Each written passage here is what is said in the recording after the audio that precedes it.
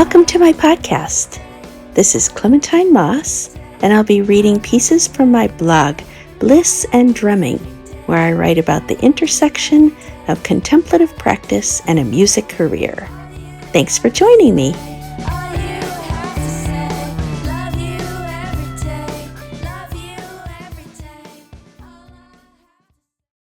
Hello. So for the next song in this series, in which I'm discussing the re-release of some old songs, this song doesn't quite fall into that category, as this is not a Clementine Moss song that I wrote the lyrics to, but a song from a short-lived band, The Solid, that I played drums in and helped write the material for. And the name of this song is called The Rich Girl and the Ranch Hand. The Solid was formed after guitarist Justin Cockett and I met. I was playing in Separella and had just finished my first solo album and felt like I should have a third project to round things out in which I was playing original material on drums. Justin is a great storehouse of riffs, and we started to get the music together by jamming a lot. He invited in bassist Greg Randolph from the stoner rock band Greenhouse Effect, and the songs started to gel. Then Justin had the idea to bring in a singer from Denver, Brian Hagman.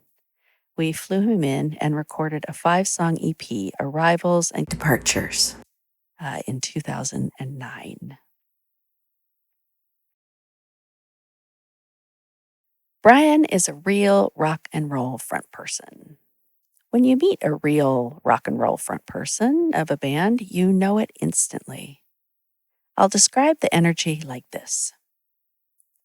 Brian had the idea that Justin and I were going to stand on either side of him in the studio and sing backups into his mic while he was singing. Justin was bewildered by this since he's never sung, but I figured I could handle it okay.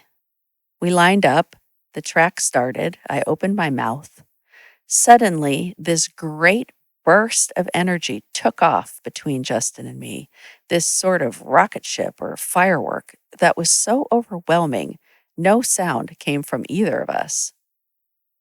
I guess that's what they talk about in martial arts, about energy being so focused it can crack the bricks or repel the attacker. We tried to sing a few more times, but each time this ridiculous current of energy overtook us as Brian went to sing. We gave up. The strange thing was how everything was normal until this instant electrical shock. That's how Brian is, a great conversationalist, curious, thoughtful, funny, really soft-hearted. And then he gets on stage and is a firework. This is what I mean when I say, when you meet a front person, a real rock and roll front person, you know it because of how they will set you off kilter by this incredible ability to channel energy. I've read that a great front person channels the energy of the crowd, that they can be enigmatic because to hold that energy, they must both hollow out and stand strong. I guess all great musicians do this in a sense, but the person at the front of the stage has that close connection with the audience that can transport them. That's a great deal to manage. I think of my favorite front people and the way they can make a stadium feel intimate. I think of the stories of front people who are difficult to be around or to know. There's a distinction between a great singer and a great front person. There are those lucky few who get to be both. Robert Plant, Freddie Mercury. I put Separella singer Anna Christina in that category. I think about Mick Jagger. Great front person, indeed. Great singer? I love his voice. I love the way he sings. It's perfection for what he does. But could he sing anything other than the Stones? What makes a great singer? I think of transcendent opera performances, of Whitney singing I Will Always Love You. Great singers. Are they as transfixing on stage as some of the great front people? Maybe. Maybe the talent is what we're drawn to, but there's something else. I refuse to take any stand here except to say there is a difference and both are magical, both moving and exciting, but in different ways. It was so exciting to feel this front person energy close up. Some people just have it like a gift. It's like trying to explain why some people have charisma, so tangible when you're near it, but so undefinable. As a drummer, I'm constantly working to get out of the way of the music moving through me. I feel the energy of the audience and how they want to be carried by the drums, how the drums speak and connect to the waveforms of energy responding.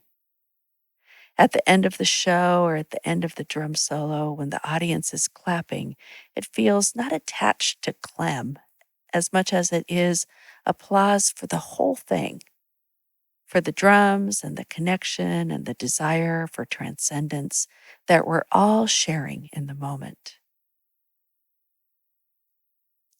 I think it would be helpful for people who have stage fright to realize that for the most part, an audience of people want you to succeed. They paid to get in the door and want you to lift them up.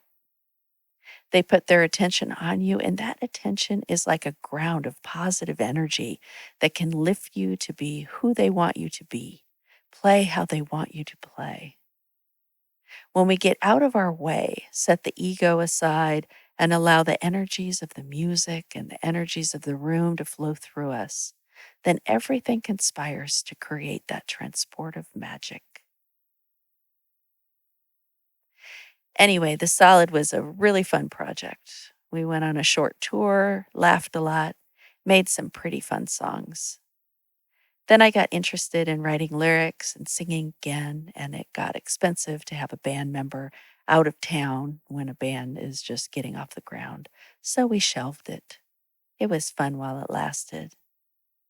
I'll always remember those moments in the studio with Brian and his kung fu master channeling of the song. You don't forget a lightning bolt when you've had the privilege of standing next to it. Thank you so much for listening. And coming up is the song The Rich Girl